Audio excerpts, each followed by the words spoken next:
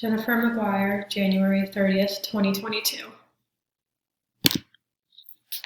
This is my presentation on the regulation of the gastric phase. There are 3 phases involved in gastric secretion for digestion. The first is the cephalic phase, the second is the gastric phase, and the third is the intestinal phase. We are going to be talking about the gastric phase, but just wanted to touch on the other 2 as well. The cephalic phase is the first phase. This begins with just the thought of food.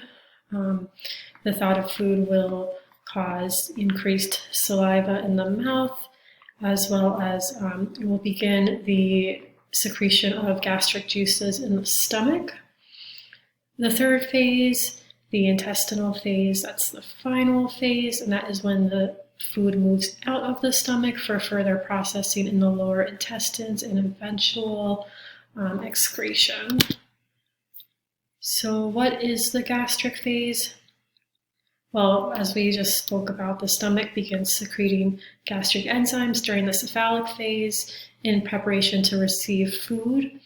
These enzymes include pepsin and hydrochloric acid. Those are the main 2 enzymes that make up the gastric secretions that characterize the gastric phase.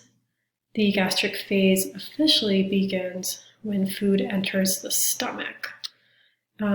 This is where most of food processing occurs, so a large chunk of digestion obviously occurs in our stomachs. 2/3 of gastric secretion occurs during this phase, and that includes the pepsin and the hydrochloric acid, which are responsible for the majority of the breaking down of our food into proteins and carbs, and then even further into glucose, amino acids, and all of the nutrients that our body needs. Cephalic phase regulation. So gastric regulation begins with the cephalic phase. During a cephalic phase, like I said, the thought of food triggers a parasympathetic response. This stimulates salivation in the mouth and the secretion of gastric juices in the stomach. This prepares the stomach to receive food. Mechanical regulation is another form of regulation that we see during the gastric phase. This begins when food enters the stomach. The stomach is composed of smooth muscle tissue.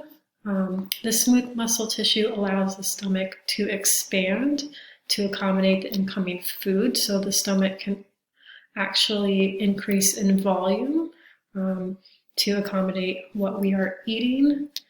And when it does that, stretch receptors embedded in the stomach tissue sense the movement, the mechanical movement. So these stretch receptors are activated when the smooth muscle expands.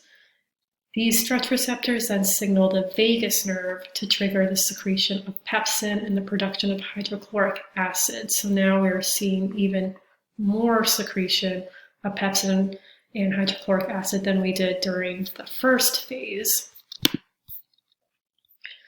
You have afferent nerve fibers that send the stretch receptor signals to the central nervous system, and then efferent nerve fibers return that signal back to the stomach to tell the stomach now to release more gastric juices. This is referred to as a long reflex arc. There's also something called a short reflex arc, which is when neurons embedded in the submucosa of the stomach also will trigger hydrochloric and pepsin production. This is done via the enteric nervous system.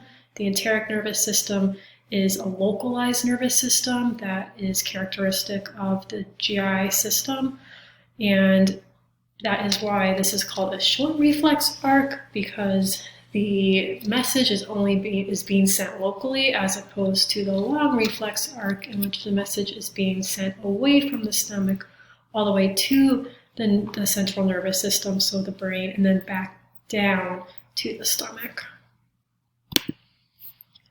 pH regulation of the gastric phase. occurs when food enters the stomach and causes an increase in the baseline intragastric pH.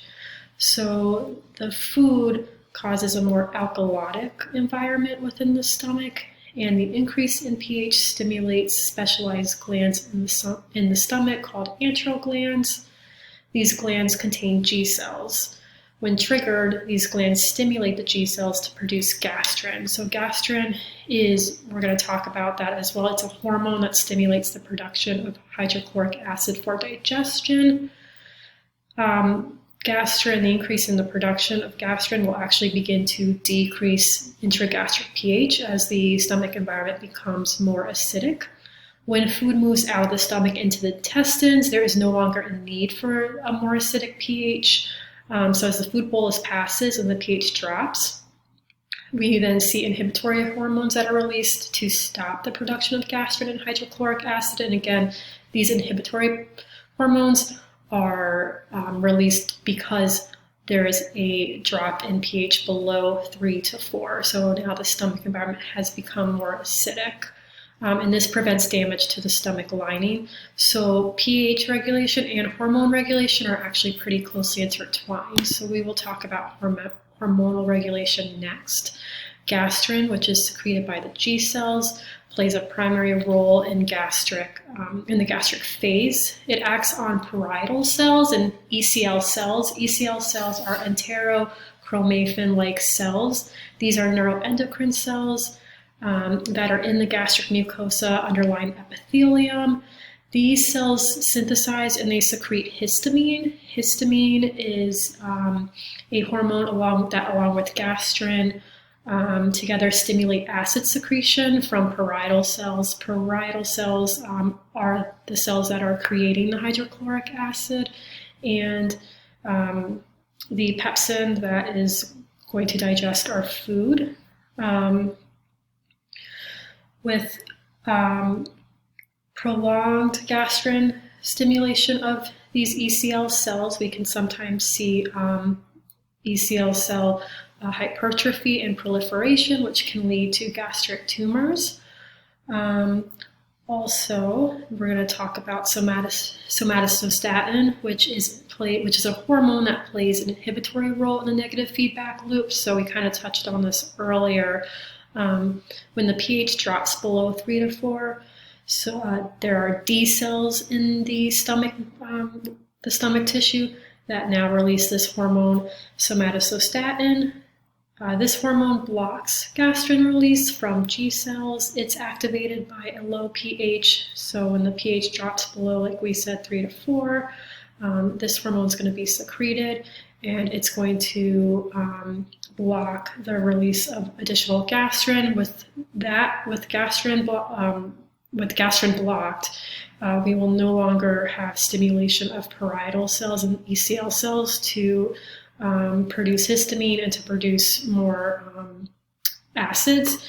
And this occurs after the food has already left the stomach. 'Cause again, if there's nothing to digest, we don't want the stomach to remain overly acidic. Otherwise, the acid will start to damage the stomach lining and the tissue lining, and we can see then ulcers develop. Also, with the hyperproduction of stomach acid, you can get heartburn, indigestion, all things that are very uncomfortable.